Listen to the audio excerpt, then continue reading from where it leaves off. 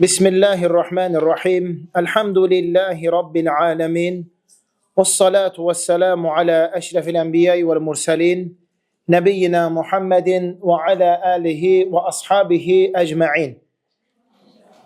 Rabbi şrah sadri ve yessir li emri ve hlul ugdeten min lisani yefkahu kavli. Allahümme allimna ma yenfa'una ve enfa'na bima allamtana ve zidna ilmen. وَأَصْلِحْ لَنَا شَأْنَنَا كُلَّهِ وَلَا تَكِلْنَا إِلَى أَنْفُسِنَا طَرْفَةَ عَيْنٍ. Değerli, möhtərəm qardaşlar, aləmlərin Rəbbi olan Allaha sonsuz həmd sənalar olsun. Onun sonuncu Peyğəmbəri Muhammed sallallahu aleyhi və səlləmə, onun ailəsinə, sahabələrinə, əhl-i beytinə və qiyamət gününədək onlara gözəl şəkildə tabi olanlara Allahın salavatı, salamı, xeyir duası, bərəkəti olsun. Həmd olsun uca Allaha, Allah Teala bizləri ən fəzilətli, xeyirli süfrə olan iftar süfrəsində, iftar məclisində cəm edib topladı. Allah Subhanahu və Teala bizlərə öz neməti ilə Ramazan ayına yetişib ona çatmağı nəsib etdi. Görürük ki, bu Ramazan öz Allahın təqdiri üzərə ötüb gedir, öz axarındadır. Allah Teala Ramazan ayı haqqında bizlərə söyləyir ki, əyyəmən mə'dudət, sayılı günlərdən ibarət olan bir aydır. Artıq ilk 10 günlə sabah iftar vaxtı vidalaşırıq. Sabah iftar vaxtı 10-cu iftarımız, ilk 10 gün tamamlanır, qədəm qoyuruq 11-ci günə. Və bu ay alimlər günləri haqqında deyir ki, Ramazan ayının orta 10 günü onun ilk 10 günündən daha fəzilətlidir. Orta 10 günü, yəni 11 ta 20-yə qədər ilk 10 günündən daha fəzilətlidir. Və axır 10 gün isə orta 10 gündən daha fəzilətlidir. Bu ay hər gün daha da fəziləti artır. Salih əməlləri daha da çoxalır. Ona görə bizlər, yəni bu ay haqqında daha dəqiq olmalıyıq, daha ciddi olmalıyıq. Ramazana başlayanda istək, arzu, həvəs yüksək səviyyədədir. Bunu daha da artırmaq lazımdır. Ortaya doğru, yaxud axıra doğru azalmaq əvəzinə daha da çoxaltmaq lazımdır. Çünki əməllər sonluqlarına görədir. İbrət sonluqdadır. Və Allah Teala onun yanında hörmətli 3-10 gün var. Necə ki, sələflər deyir. Ən hörmətli, ən fəzilətli 3-10 günlər var. Onlardan biri məhz Ramazan ayının axır 10 günüdür. Axır 10 günü salih insanlar, salih sələflər ciddi yanaşarlarmış. Ona görə bizlər elə axır 20 gündən bu aya hörmətlə yanaşaq. Daha ciddi olaq. Baxın, etiqaf adlı məsciddə qalıb ibadət etmək adlı bir əməl var. Allah Resulü Muhammed sallallahu aleyhi və səlləm bu etiqafı ilk dəfə Ramazanın axır 20 günündə axtarır. Yəni ilk 10 gündən sonra qalan 20 günü məsciddə Allaha ibadət eləmək üçün etiqafa girir. Məsciddə qalır. Cəbrail əleyhissalam ona gəlir, deyir ki, sənin axtardığın daha qabaqdadır. Və Peyğəmbər s.ə.v bundan sonra axır 10 günü etiqafa girir. Yəni bu onu göstərir ki, əslində Peyğəmbər s.ə.v əvvəl Ramazanlarda axır 20 günün hamısını etiqafda qalarmış. Məsciddə keçib ibadət eləyərmiş. Sonra Cəbrail əleyhissalam növbəti Ramazanlarda ona deyir ki, axtardığın fəzilət axır 10. Yəni axır 10 günü etiqaf eləsən kifayətdir. Ona görə əzəmətli günlərdir əziz qardaşlarım. Necə ki, cümə günü məsələn başdan ayağa bütün fəzilətli gündür. Yəni 4-cü günü, cümə axşamı günü məğrib namazından artıq cümə daxil olur. Ta ki cümə günü məğribə qədər cümə davam eləyir. Salavatlar oxunur, cümə günü sübh namazına gedilir, ən fəzilətli cəmaatla qılınan namazdır. Sonra cümə üçün qusul almaq, Kəhf surəsi, ətirləmə, məscidə çəkmə və s. Amma bütün o cümə gününün ən fəzilətli saatı ha vaxtdır. Cümənin axır saatı. Axır saatı. Ona görə bir ibadət, bir əməl olan zaman onun ən fəzilətli vaxtları onun axır vaxtlardır. Məsələn, ümrə ziyarəti. gedirik hamımız Qaradaşdan Bismillah, Allahu Akbar deyib başlayırıq, elə deyil. Birinci savab, ikinci savab, üçüncü savab. Və o axıra doğru daha çox fəzilətlər, savablar var. Ona görə bizlər, dəyərli qardaşlarım, yəni Ramazanın qalan günlərini daha gözəl şəkildə keçirək. Ola bilsin ki, hələn bağışlanmamışıq. Bax, bu axır 20 gündə bəlkə Allah Subhanahu taala bizi bağışlayıb, əfv elədi. Qoy tövbə eləməyən tövbə eləsin. Allahdan bağışlanma istəməyən bağışlanma istəsin. Ola bilsin, insan var, hələ də Ramazandadır, oruç tutur, amma namaz qılmır. Qoy namaza başlasın.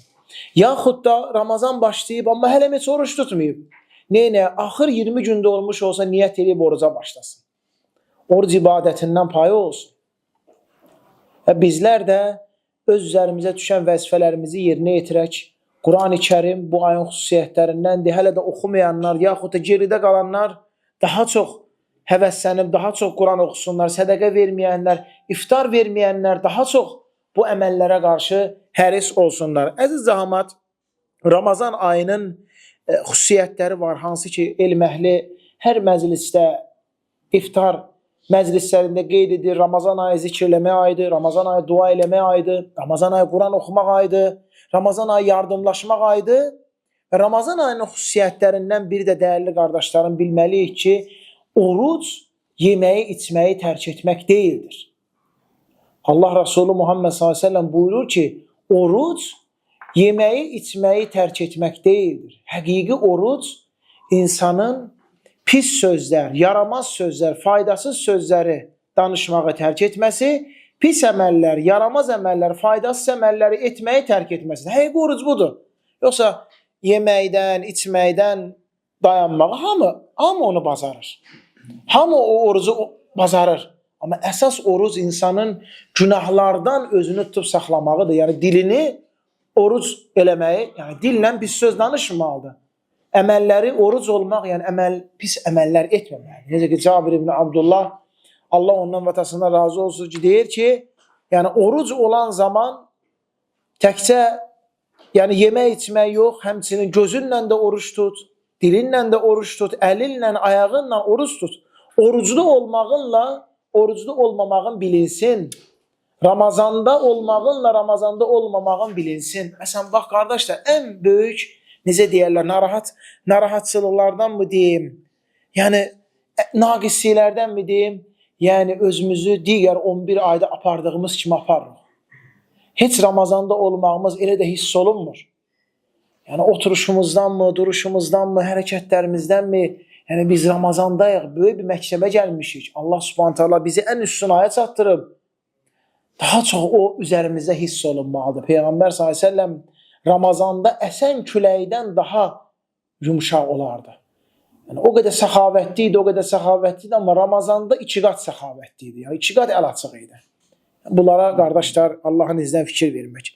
Böyük alim Şeyx Rabi' ibn Hadi Əl-Mədxəli, Allah onu qorusun, deyir ki, oruc təkcə yemək və içməyi tərk etmək deyildir. Əksinə həqiqi oruc uca Allah'a qəzəbləndirən bütün günah işləri tərk etmək, uca Allah'a qəzəbləndirən istər sözlə, istər əməllə, istər etiqadla, istər mənhəclə bütün günah işləri tərk etmək, asiliklərdən və asiliklərə aparan əməllərdən uzaq durmaq, Allah Taalaya itayətlə yönəlmək və bütün bu əməllərdə Allah ilə ixlaslı olmaq. Bax, oruc budur qardaşlar. Oruc budur. Günah və asiləri tərk eləmək, Allaha itaət və ibadətə yönəlmək, bütün bu şeyləri eləyərkən də, yəni həm günahları, asiləri tərk etməkdə, həm də yaxşı xeyirli əməlləri eləməkdə ixlaslı, Allahla səmimi olmaq. Həqiqi oruc budur. Peyğəmbər s.ə.v buyurur ki, kim yalan danışmağı, yaxud da lağlağı eləməyi, yaxud da yalanla iş görməyi tərk eləməsə, Allahın onun az qalmağına, susuz qalmağına ehtiyacı yoxdur. Bunlar bizim həyatımızda, əziz qardaşlar, mühümdür. Yəni oruc bizi tərbiyə eləyir. Oruc təkcə bizim mədəmizi kiçiltməməlidir. Oruc təkcə bizim yeməyə, içməyə qarşı şəhvətimizi azaltmamalıdır, istəyimizi azaltmamalıdır. Oruc həmçinin bizim, necə deyirlər, çox danışırıqsa, çox danışığımızı biraz azaltmalıdır. Çox güllüksə, çox gülməyimizi biraz azaltmalıdır. Çox məsələn deyirəm, yuxusuz qalırıqsa, vaxtında yatıb, vaxtında durmağı bizə öyrətməlidir. Çox sağa sola gələnə gedənə baxırıqsa, O yığılmalıdır bir yerə. Aydındır, təkcə mədə kiçilməməlidir. Yəni gözün də baxış çərçivəsi azalmalıdır. Dilin də danışıq hərəkəti biraz azalmalıdır. Oruc belə olur. O zaman biz həqiqətən də bu aydan müzəffər şəkildə, qalib şəkildə günahları bağışlanmış halda çıxmış oluruq. Oruc elə bir ibadətdir ki, Peyğəmbər s.ə.v buyurur ki, həqiqətən də cənnətdə 8 dənə qapı var. O qapılardan da biri Rayyan qapısıdır. Oradan ancaq oruç tutanlar girəcək. Heç kəs o qapıdan girməyəcək, qardaşlarım. Ancaq və ancaq kim oruç tutur, o qapıdan girəcək. Allah subhanət hala istəyirəm ki, bizləri məhz Rayyan qapısından, cənnətinə daxil olan qullarından etsin. Amin. Allah subhanət hala bizlərə nəinki Rayyan qapısından, həmçinin namaz qapısından, həmçinin sədəqə qapısından, həmçinin cihad qapısından, yəni bütün qapılarından cənnətin daxil olmağı bizə nəsib etsin, əziz möhtərəm qardaşlarım. Allah Teala həmd olsun bizləri yenə belə bir iftar məclisində cəm edib topladı. Allah Teala bütün səbəbkarlardan razı olsun. Mallarına, mülklərinə bərəkət versin. Həmişə oruç tutanlar onların bu süfrəsində iftar eləsinlər. Onların yeməyin yaxşı adamlar yesin. Mələklər onlar üçün Allahdan bağışlanma istəsinlər. Alimlər buyururlar ki, 2 xislət var ki, kim özünü bundan qoruyub saxlasa, onun orucu qorunub saxlanacaq. Biri dillə olan günahlardır, əziz qardaşlarım, Allah qorusun, yəni yalandır, söz aparmaqdır, söz gətirməkdir və s. Bir də Allah qorusun, yenə dillə olan günah, daha doğrusu qəlblə, həm dil, həm qəlb, həsəd və paxıllıq. Və bunlar insanın orucunun savabını yandırıb aparır. Hətta bəzi alimlərə görə, yəni dillə olan günahlar orucu pozur artıq. Necə ki, yemək və içmək orucu pozduğu kimi İmam Əvza'i, ondan sonra başqa alimlər deyirlər ki, dillə edilən xatalar belə orucu pozur. Yəni o əvəzində bir gün o qəza tutmalısan. Allah köməyimiz olsun. Allah subhanət hala bizi, dilimizi, əlimizi, gözümüzü və bütün üzvlərimizi, əzalarımızı nəinki Ramazan ayında il boyu oruclu olmağı nəsib eləsin. İl boyu gözümüzdən oruc olaq, il boyu dilimiz oruclu olsun, il boyu ağzımız oruc olsun, ürəyimiz oruc olsun, qulaqlarımız oruc olsun və Allah subhanət halanın daima ibadəti və itaəti üzərində olaq. Təşəkkür edirəm. Allah Teala sizlərdən razı olsun. Və sallallahu alə nəbiyyina Muhammed və alə alihi və sahbihi və səlləmə təslimən kəthira ilə yevmiddin. Allah razı olsun.